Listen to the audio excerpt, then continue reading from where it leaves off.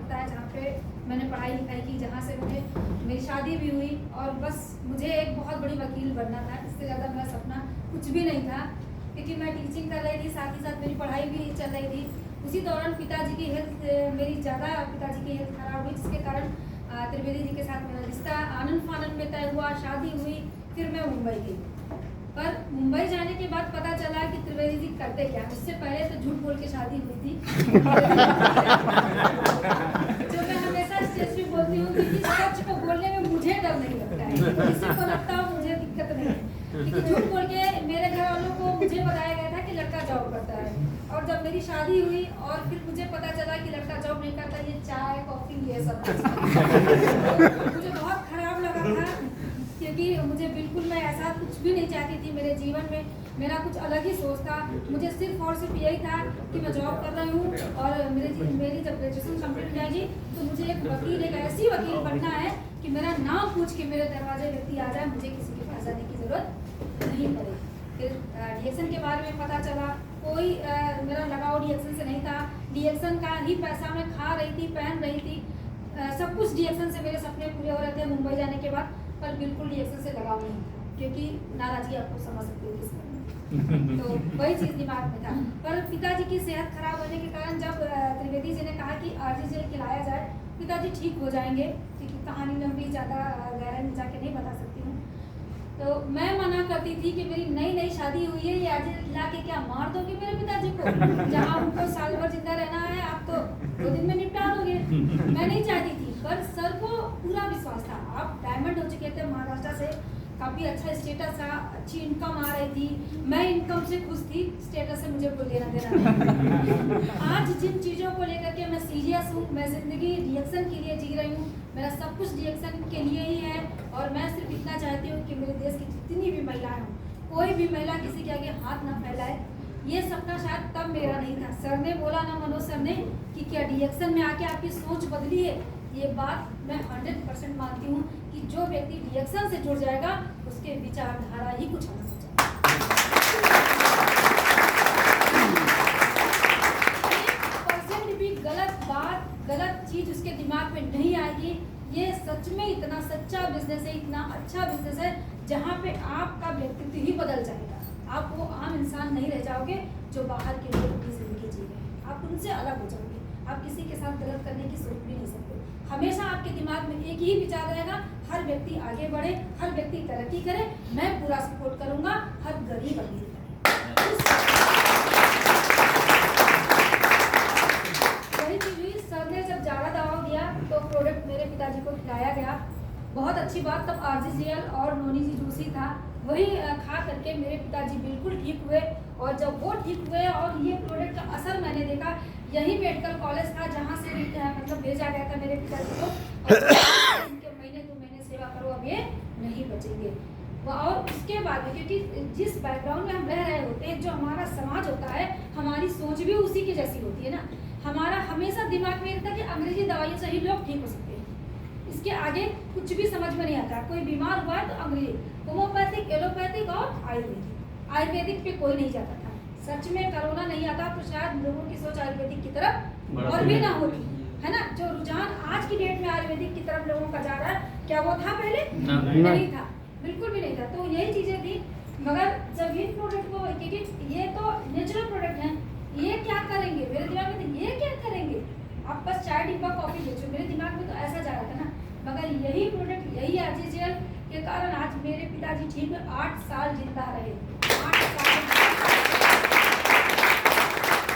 और कभी ये रिजल्ट देख करके मैं डीएक्शन की तरफ अपने कदमों को बढ़ाई, क्योंकि सर को नौकरी करना पसंद नहीं था। महाराष्ट्र, मुंबई में भी मेरी जॉब के लिए मैंने बोला कि मुझे जॉब करना है, सर ने जॉब के लिए एकदम मना कर दिया था, कहीं कुछ नहीं करना, मुझे जॉब नहीं पसंद है, या घर का काम करो या डीएक्शन करो। और उस समय टाइम था कि मुझे दोनों को समझ में नहीं आ रहा था। मैंने घर का काम चुन लिया था, पर डीएक्शन करना नहीं चाहती थी। मैं मुंबई में जब मीटिंग में जाती थी, सबसे आगे की सीट मुझे मिलती थी, और जैसे जैसे लोग हाल में बढ़ते आते थे ना, मैं एक पीछे लास्ट में मैं गायब हो जाती थी, और मैं जाके मार्केटिंग करती थी, पूरा खरीदारी करती थी, सब मीटिंग करती थी। ये हालत है। आज जो रितु त्रिवेदी यहाँ खड़ी है, त्रिवेदी जी के कारण खड़ी है, क्योंकि इन्होंने मुझे बताया कि अगर मैं अकेले रिएक्शन में रहूँगा, अकेले करूँगा, कब तक काम करूँगा। क्योंकि ऐसे बहुत से हादसे हमने देखे हैं, बहुत सारे एक से एक पैसे वाले लोग, एक से एक अच्छे एक्टर जो अकेले अपने दम पे अपनी गृहस्थी की गाड़ी खींच रहे थे, पर अचानक उनकी मौत होने के कारण उनके घर में उनकी महिलाओं के हाथ में, उनकी बीवियों के हाथ में 10 रुपये आने का कोई रास्ता नहीं था, है ना। वो अपने बच्चे की फीस नहीं जमा, बल्कि वो खाना भी खाने के उनके वादे हो गए। तो ऐसा नहीं चाहिए। एक हादसा किसी का भी देखो, मगर अगर समझ में आ जाए ना, तो उस हादसे को अपने जीवन के लिए भी रखो, क्योंकि कल किसी ने नहीं देखा कल क्या होने वाला है। हमारे आपके जीवन में कब कौन सी घटना घटे। ठीक है, हम शरीर से स्वस्थ हैं, मगर अगर हमारा एक्सीडेंट हो गया रास्ते में, तो हम क्या करेंगे? जिंदगी और मौत हमारे हाथ में, मगर उसके लिए तैयार रहना, पूरी प्लानिंग करना, खुद को सेव रखना, अपने परिवार को सेव रखना, ये हमारी अपनी जिम्मेदारी है। और ये जिम्मेदारी रिएक्शन से ज्यादा बेहतर कहीं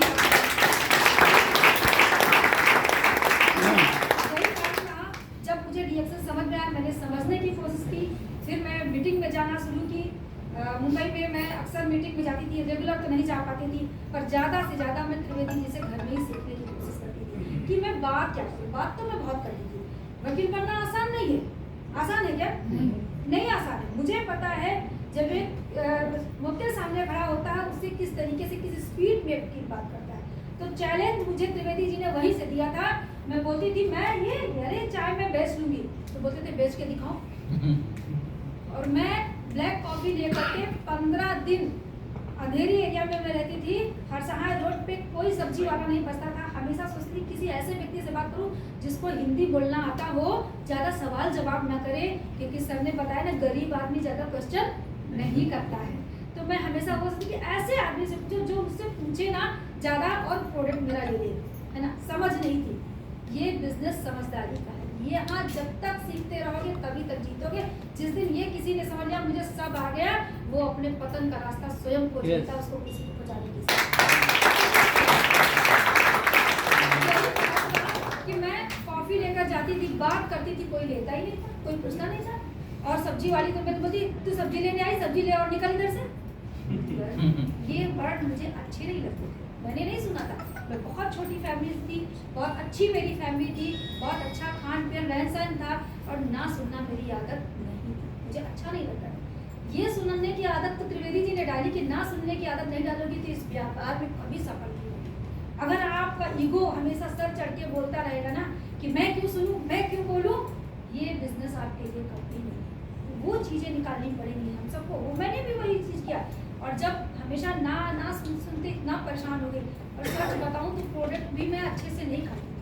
सबसे पहले सर ने बताया कि सफलता का जो मेन मूल मंत्र मेरे लिए रहा, जो मेरा अपना एक्सपीरियंस है, कि जब इन प्रोडक्ट को मैंने खाना शुरू किया ना, इसके फायदे एक तो पिताजी का रिजल्ट देखा, फिर जब मैंने स्वयं पे वो चीज़ देखी ना, तब सर चढ़ के, वो विश्वास सर चढ़ के बोले लगा कि इससे अच्छा दुनिया में कोई प्रोडक्ट नहीं है, मुझे इस पर बात करना चाहिए, मुझे इस पर बात करना चाहिए। और फिर मैं धीरे धीरे बात करना शुरू की, प्रोडक्ट के बारे में जानकारी लेती रही, बताती रही।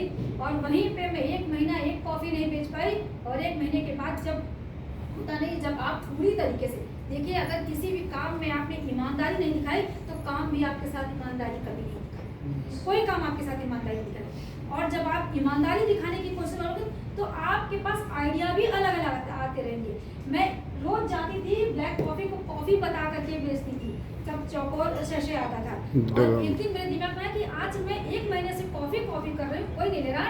एक बूढ़ी अम्मा थी वहाँ पे, वो भाजी बेचने आती थी, उसको मैंने बोला, अब उसको गठिया बाई का प्रॉब्लम था, मैंने कहा अम्मा ये जड़ी बूटी का पाउडर है, इसको पियो, आपका ये जो स्वेलिंग वेलिंग है ये ठीक हो जाएगा, आपको दर्द भी कम होगा, सूजन कम पड़ जाएगी। तब जाके जब मैंने जड़ी बूटी का थोड़ा सा मैंने चेंज किया शब्दों में, और उसने कहा ठीक है चल 1 दे दे। मैंने 1 पाउच दिया। वो मेरी पहली कस्टमर थी जिसने मेरा हौसला इस लेवल पे लाके खड़ा किया। मेरे अंदर वो ताकत नहीं आती। 1 कॉफ़ी उसने लिया, 2 कॉफ़ी लिया, 5 लिया और फिर डब्बा लिया। वो मेरी पहली कस्टमर बनी, उसका आशीर्वाद भी मुझे लगा। मैं हमेशा बोलती हूँ ये बिजनेस आशीर्वाद का भी बिजनेस है कि नहीं? yes. दुआएं दिखती नहीं है। किसी ने भगवान को देखा नहीं, किसी ने दुआओं को देखा नहीं, ये तरक्की के रूप में हमारे सामने दिखती हैं। जो हमारी उपलब्धियां हैं यही तरक्की है, यही भगवान है, यही जो है आशीर्वाद है जो हमें दिखती है। तो वही चीज़ लगा कि उसी समय से मैंने अपने आप को रिएक्शन के लिए फिर आगे मैंने कदमों को बढ़ाया, रिएक्शन मैंने करना शुरू किया। लोगों को धीरे धीरे मीटिंग लेती थी, थोड़ा थोड़ा बात करती थी, ज़्यादा देर बात नहीं कर पाती थी। मगर मैंने सबसे पहले जो चीज़ सीखी कि इसमें बिजनेस को करने के लिए आपको सबसे अच्छा कंज्यूमर बनना है। जब तक आप कंज्यूमर नहीं बनो, जब तक ये प्रोडक्ट को आप खाओगे नहीं, आप कितना भी इसको देख लो, कोई वीडियो देख लो, किसी का मोटिवेशन सुन लो, उससे भी आपके बोलने में, आपके शब्दों में वो पावर नहीं आएगा जितना पावर इन प्रोडक्ट को यूज करके आपको अपने अंदर एहसास जब देखोगे ना कि अरे इतना अच्छा ये प्रोडक्ट है, इतना बढ़िया मेरे बॉडी को इतना एनर्जी दे रहा है, मुझे थकान भी नहीं लग रही है। अगर वो चीज़ आपको देखने को मिल गई ना, तो फिर आप इन प्रोडक्ट के बारे में, विशेषताओं के बारे में बात करने में आपको कोई नहीं रोक सकता। रोक सकता है क्या? नहीं रोक सकता। तो सबसे पहले आपको एक अच्छा कंज्यूमर बनना है। फिर जो मैंने अपने लिए इस बिजनेस को अपनाया, जो मंत्र 4 प्रोडक्ट 3 महीना और 3 साल, मैं इन तीनों चीज़ों को बहुत ज़्यादा अपने आप में मैं डुप्लीकेशन करती हूँ, इसको ज़्यादा मैं याद करती हूँ, रखती हूँ। और वो 4 प्रोडक्ट हैं हमारे पेस्ट, सोप, स्प्रुलिना, चाय की पत्ती। ये 4 प्रोडक्ट